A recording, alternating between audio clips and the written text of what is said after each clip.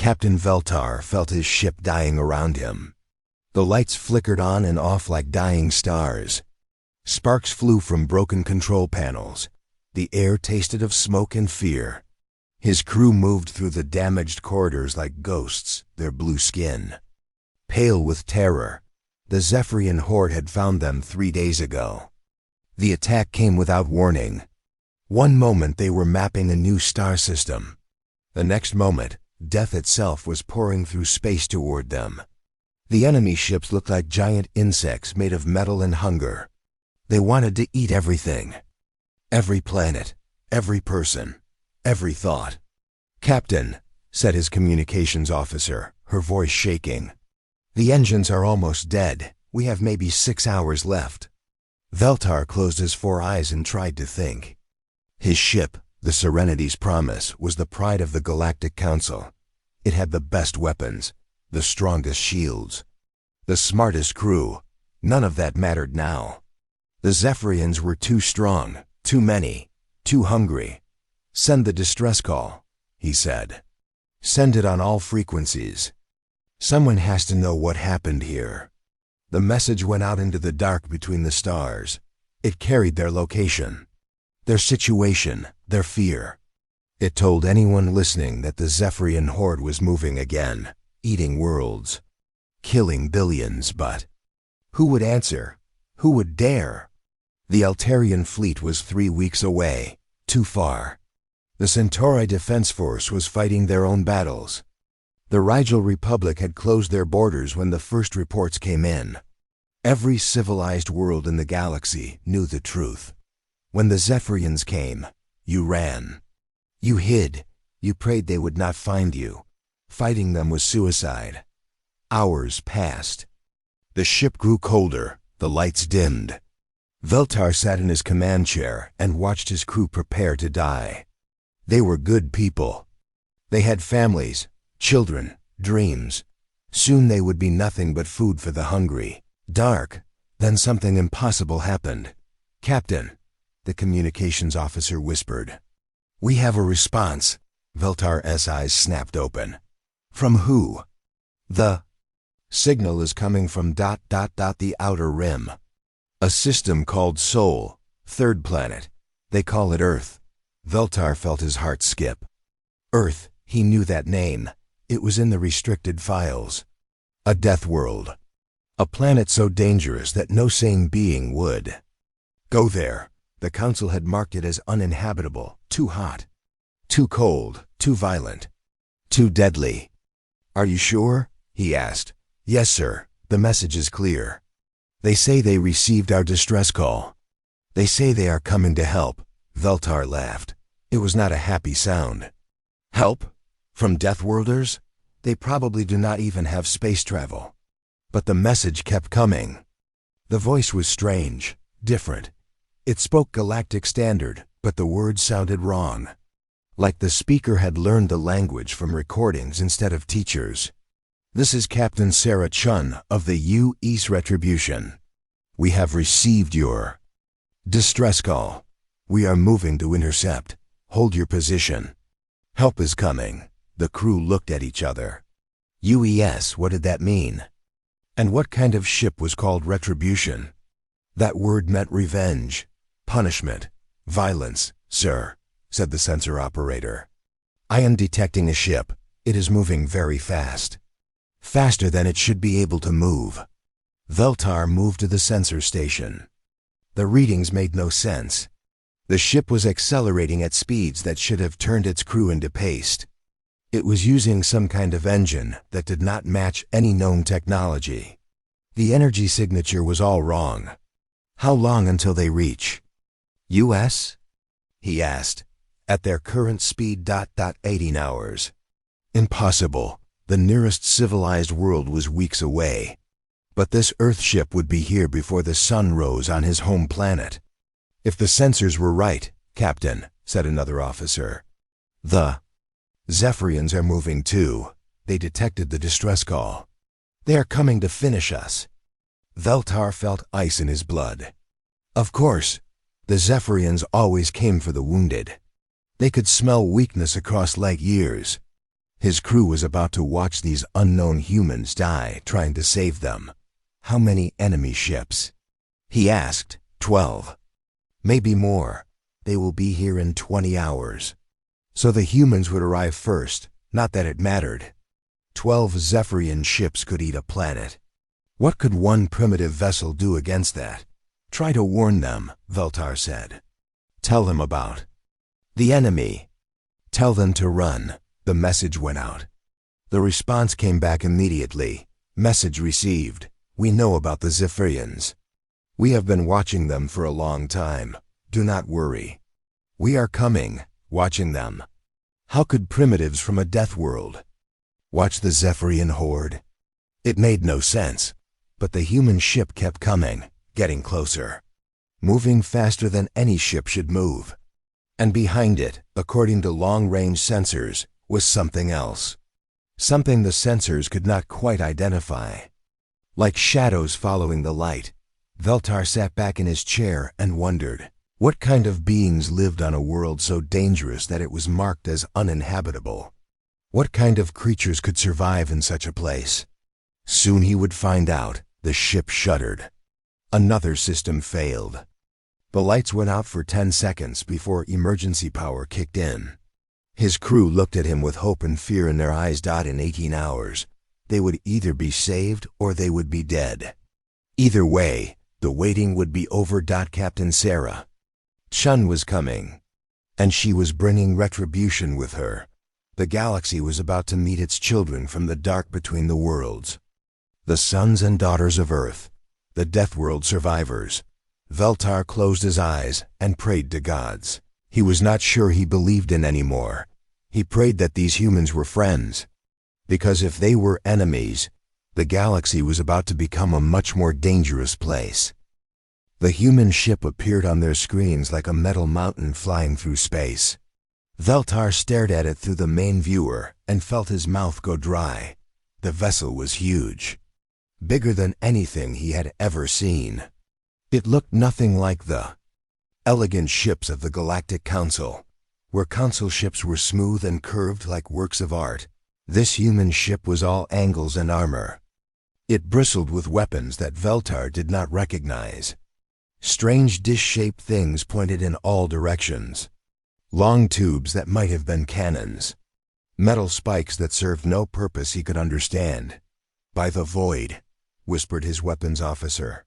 What is that thing? The human ship slowed as it approached. Even that was wrong. Ships that big should not be able to stop so quickly. The physics made no sense. The engines must be incredibly powerful. Captain, said the communications officer. They are requesting permission to dock. Veltar nodded. What choice did he have? His ship was dying. His crew was trapped. If these humans wanted to hurt them, they could have done it already. Grant permission, he said, and prepare the docking bay. The human ship extended a metal tube toward them. It locked onto their hull with a sound like thunder. Veltar felt the Serenity's promise shake under the impact. These humans did not do anything gently. Sir, said his security chief. Should we arm ourselves? Veltar thought about it. These beings came from a death world. They probably ate metal for breakfast and breathed poison. What good would weapons do? No, he said. If they wanted us dead, we would be dead already. The airlock doors opened. What came through made Veltar's blood freeze. The humans were tall, taller than Altarians. They wore black armor that covered them from head to foot. Their faces were hidden behind dark glass. They moved like predators, like hunters. Each step was careful and controlled. The first human removed her helmet. Veltar saw a face that was both alien and strangely familiar. 2 eyes instead of 4. Hair the color of night. Skin that was pale but looked strong. When she smiled, he saw white teeth that were sharp at the edges. Captain Veltar, she said in perfect galactic standard. I am Captain Sarah Chun of the United Earthship Retribution. We are here to help. Her accent was strange. The words came out flat and hard, like metal hitting stone. But she spoke there. Language better than some council members. How do you know our language? Veltar asked. Chun's smile grew wider. We have been listening to your transmissions for over 100 years. We know many things about the galaxy. 100 years? That was impossible. Humans were supposed to be primitives. They should barely have discovered fire. You have been watching us? Veltar said. Yes, we found your first radio signals in 1924 by our calendar. We have been learning ever since. Languages, technology, politics, history. We know about the council. We know about the trade routes. We know about the wars. Chun gestured to her. Crew. They spread out through the docking bay like they owned it. Their movements were smooth and deadly. These were soldiers. Professional killers who had seen real combat.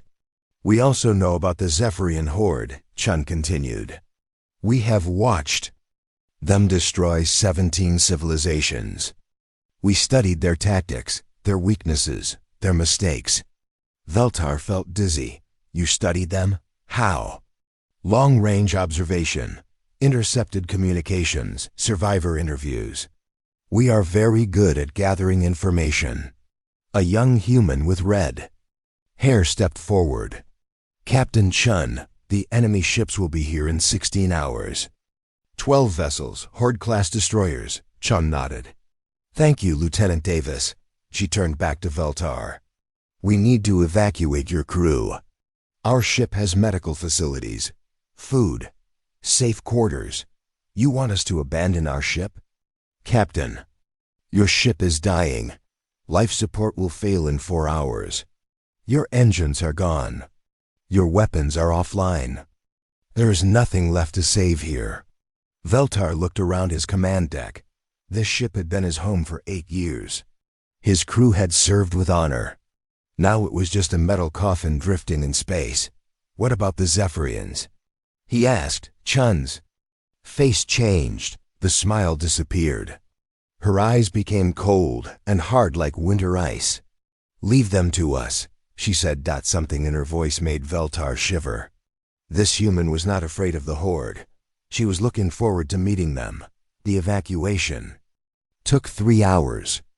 Veltar's crew moved through the corridors of the human ship like children in a nightmare. Everything was too big, too loud, too dangerous. The humans were kind but strange. They offered food that burned the mouth and drinks that tasted like metal. Veltar found himself in what the humans called the bridge. It was enormous. Screens covered every wall. Dozens of humans worked at stations he did not understand. The air hummed with power. Captain, said Lieutenant Davis, we are detecting additional ships. Long-range sensors show ... Wait. She looked confused. Sir, there are more human vessels out there. Chun smiled again. How many? 11 more ships. Captain, same class as Retribution. Veltar felt his heart stop. 12 human ships? 12 ships from a world that was supposed to be uninhabitable? You brought a fleet? He whispered. We brought what we needed, Chun said. The Zephyrians are not the only ones who hunt in packs. On the main screen, Veltar could see the enemy. Ships approaching. 12 dark shapes moving through space like hungry shadows. Behind them, more shapes were following. The Zephyrian Horde was coming to feed. But ahead of them, hidden in the dark, 12 human ships waited. Ships from a death world. Ships crewed by beings who had survived where nothing should live. Captain Chun, Veltar said quietly, what kind of world is Earth? Chun looked at him with those cold predator eyes. The kind of world that makes us. She said. The countdown began. In 12 hours, the galaxy would see what happened when the children of the Death World decided to fight back. Veltar prayed to his gods again. But this time he was not praying for salvation. He was praying for the Zephyrians. Veltar followed Captain Chun through the corridors of the Retribution. Everything about the human ship felt wrong. The walls were too thick. The doors were too heavy. Even the air felt different, denser, Stronger. This way, Chun said, leading him toward what she called the armory. You should see what we brought to this fight. The doors opened with a hiss. Veltar stepped inside and immediately wished he had not. The room was filled with weapons. Not elegant energy rifles like the Council used. These were brutal things made of metal and death. A human sergeant stood beside a long black weapon. He was young, but his eyes were old, the eyes of someone who had killed before. This is a railgun, the sergeant said. It fires metal slugs at 30% the speed of light. No energy shield can stop it. No armor can turn it aside. Veltar stared at the weapon. You shoot metal at people? Metal works, Chun said simply. It always works. The sergeant moved to another weapon. This one looked like a tube with handles. Fusion warhead launcher. Each missile carries the power of a small star. We can crack a moon with 3 shots. By the void, Veltar whispered. That is ... that is a planet killer. Yes, Chun said. We have bigger ones too. They moved deeper into the armory. The weapons got stranger. More terrible. Chemical bombs that could eat through anything. Biological weapons that could kill entire species. Something called a gravity hammer that could crush ships like eggs. Where did you learn to make these things?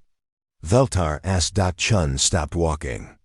She turned to face him with those cold predator eyes. We learned from Earth, she said. Our world tried to kill us every day for 1,000,000 years, so we learned to kill back. We got very good at it. A new human appeared. Older than the others. Scars covered his face like a map of old battles. He saluted Chun. Captain, the Zephyrians will be here in 8 hours. We are ready. Good. Status report, Commander Williams. All 12 ships are in position. Weapons charged. Crews at battle stations. The enemy does not know we are here. Chun nodded. What? About our special cargo? Williams smiled. It was not a nice smile. Ready to deploy, Captain. The science team says it will work perfectly. Veltar felt a chill run through his body. Special cargo? Chun looked at him for a long moment. Then she made a decision. Come with me, she said. You should see this. They took a lift to the deepest part of the ship. The corridors here were different, cleaner, colder. Signs on the walls used words Veltar did not understand.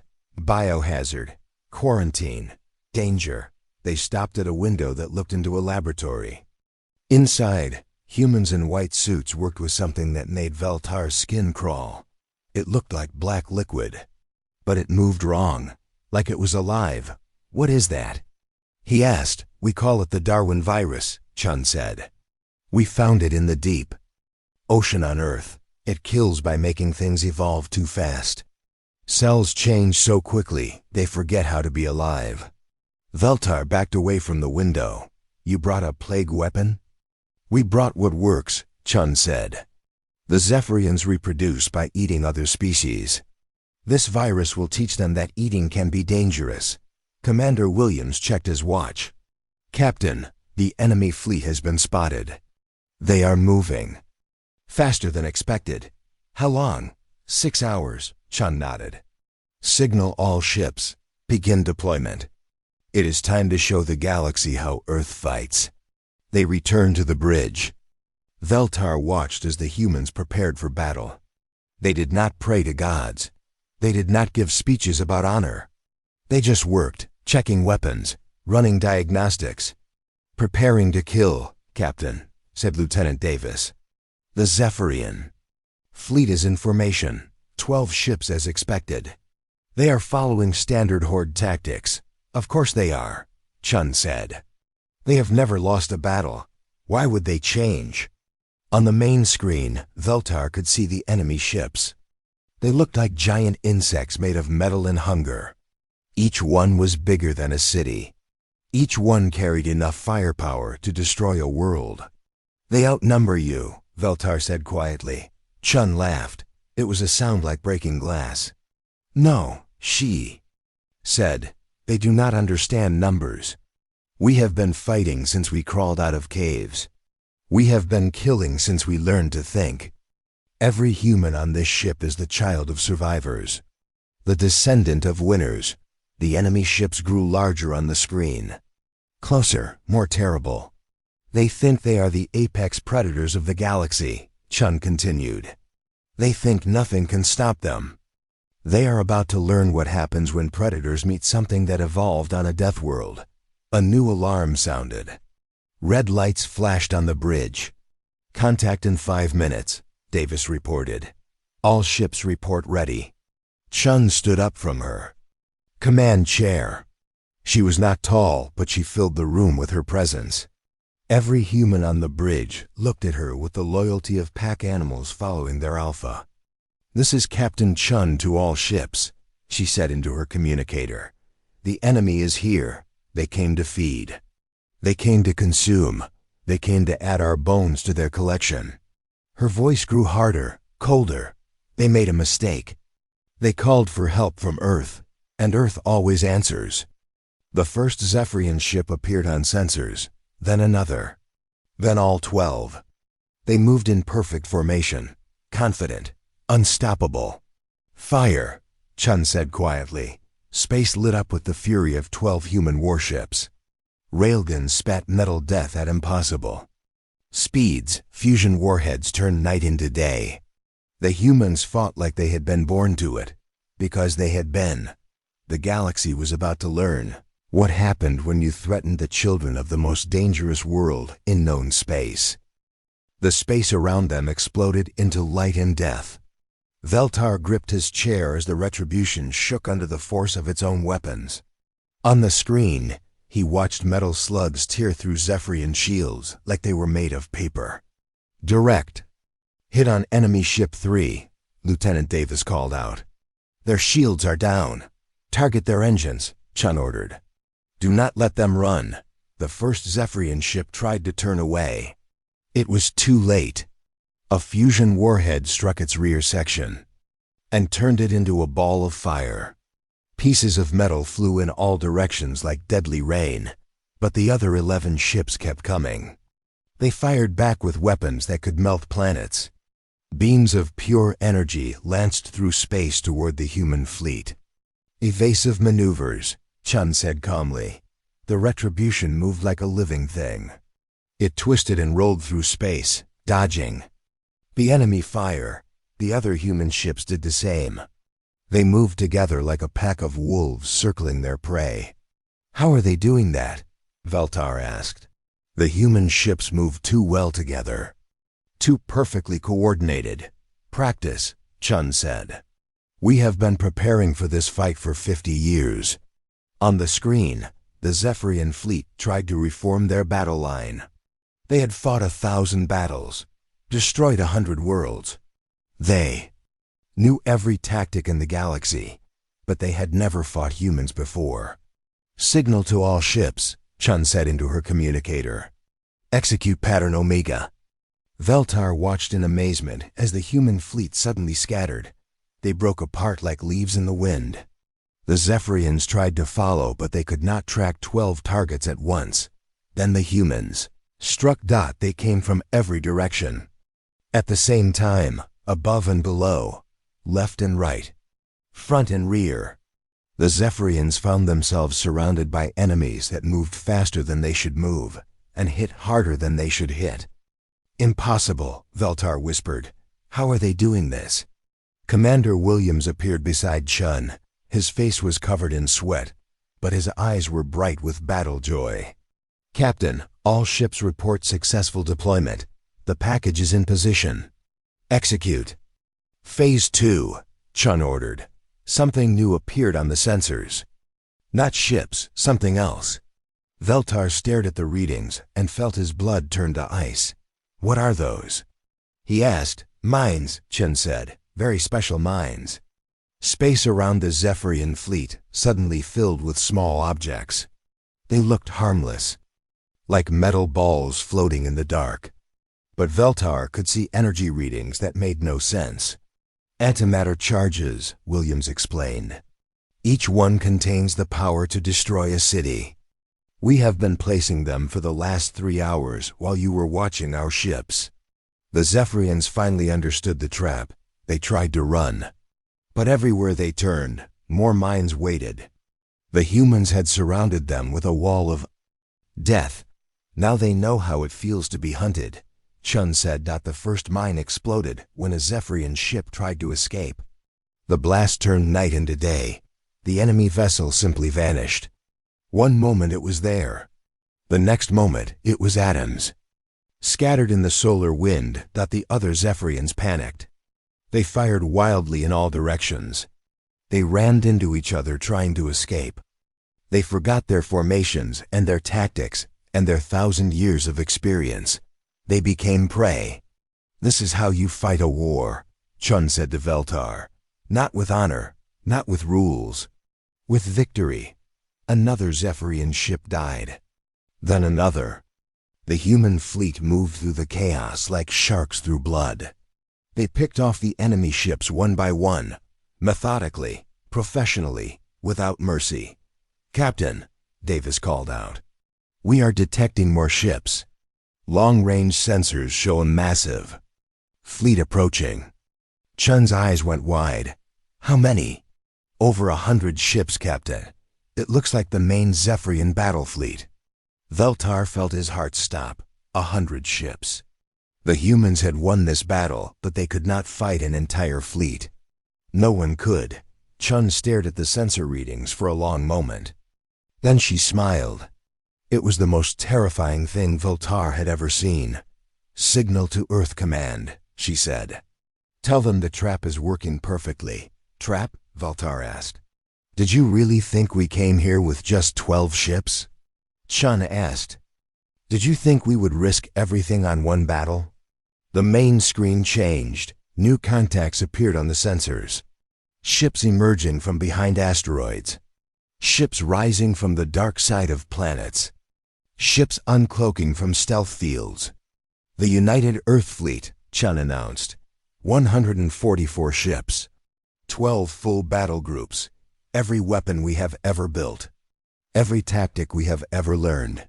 Veltar could not speak. 144 ships.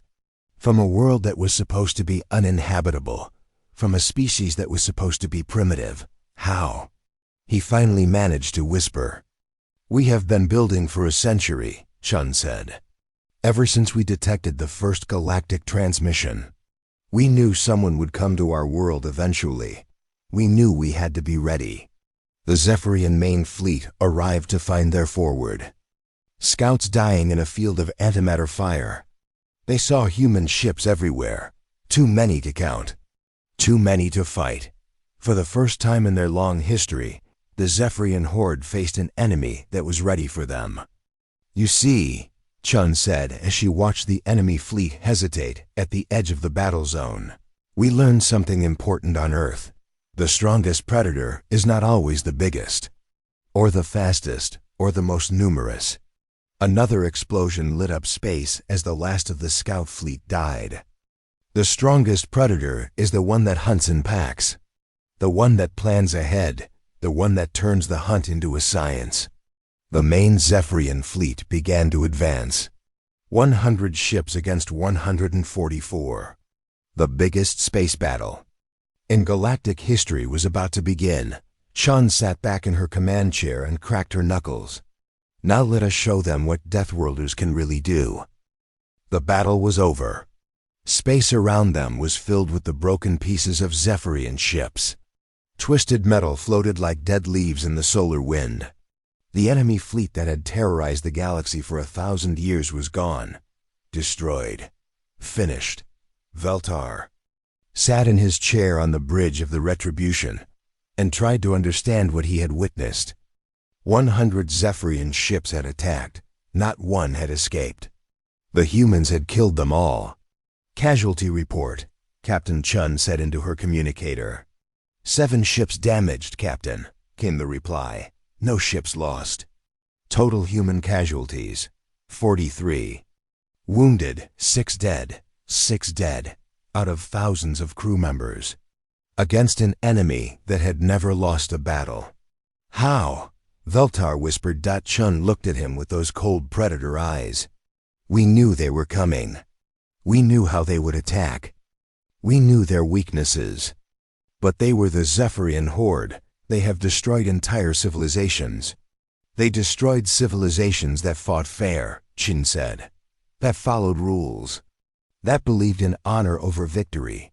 We do not make those mistakes. On the main screen, Veltar could see human ships moving through the wreckage. They were collecting samples, studying the enemy technology, learning from their victory. What will you do now? He asked. Chun was quiet for a long moment. Then she spoke into her communicator. Open a channel to the Galactic Council, all frequencies, maximum power. The communications officer worked at her station. Channel open, Captain. Chun stood up. She looked directly into the camera that would carry her image across the galaxy. This is Captain Sarah Chun of the United Earth Fleet. We have received your distress call, Galactic Council. The one you have been broadcasting for 3 years. The one asking for help against the Zephyrian horde. Veltar realized what she meant. The Council had been sending desperate messages into space, begging anyone who would listen to help fight. The horde, no one had answered, until now. We have dealt with your Zephyrian problem, Chun continued. Their main battle fleet no longer exists. Their forward scouts are destroyed. The horde is broken. She paused. When she spoke again, her voice was different, harder. But we did not do this as your servants. We did not do this as your subjects. We did it as equals, as protectors. As the new guardians of this galaxy. The bridge was completely silent. Everyone was listening to the human captain declare war on the established order of the universe. From this day forward, Earth will defend any world that asks for protection. We will fight any enemy that threatens innocent life. We will guard the trade routes and keep the peace. Chun's eyes grew cold as winter space. But we will do it our way, with our weapons, using our tactics, following our rules. Anyone who does not like this is welcome to defend themselves. She gestured to the wreckage floating outside the ship. This is what happens to those who prey on the weak. This is what happens to those who think might makes right. This is what happens to enemies of humanity. The transmission ended. Chun sat back down in her command chair. Captain, Lieutenant Davis said quietly, we are receiving messages from across the galaxy. Hundreds of them. Planets asking for protection. Governments requesting alliance. Species wanting to join with Earth. And the Council? Chun asked. 3 messages so far. All requesting immediate meetings. They want to discuss terms. Chun smiled. It was not a nice smile. Tell them we will meet when we are ready. Right now we have work to do. The next months changed everything. Human ships appeared in every corner of the galaxy. They stopped pirate raids that had gone on for decades. They ended wars that had killed billions. They hunted down the remaining Zephyrian colonies and made sure the horde could never rise again. The galaxy learned to fear and respect the new guardians. Human ships were faster than anything else in space. Human weapons could crack planets. Human tactics had never been defeated. But more than that, the galaxy learned that humans kept their word. When they said they would protect a world, they protected it.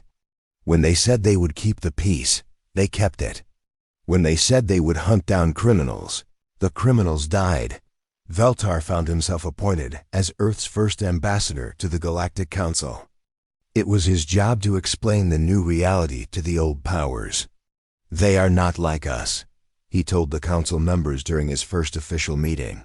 They do not think like us. They do not fight like us. They come from a world that tried to kill them every day for millions of years. It made them into something we cannot understand. What do they want? Ask the Centauri representative. Safety, Veltar said, for everyone. They will protect any world that asks for protection. They will fight any enemy that threatens the innocent. But they will not bow to authority. They will not follow our laws. They will not be our servants. Then what are they? Asked the Altarian delegate. Veltar thought about Captain Chen, about her cold eyes and her deadly smile, about the human ships that moved like hunters through the dark. They are what we needed, he said finally. What the galaxy has always needed. Guardians who cannot be bought. Protectors who cannot be intimidated. Warriors who will fight to the death to defend those who cannot defend themselves. He looked around the table at the assembled representatives of 100 worlds. The humans have given us something we have never had before. True safety, true protection, true peace. And in return? Asked the Rigel ambassador. In return, we live in their galaxy now. Under their protection. By their rules. Outside the council. Chambers, human ships patrolled the space lanes. Human soldiers guarded the trade routes. Human scientists worked to rebuild the worlds the Zephyrians had destroyed. The galaxy was safe. For the first time in its history, it was truly safe. All it had cost was the illusion that anyone else was in charge.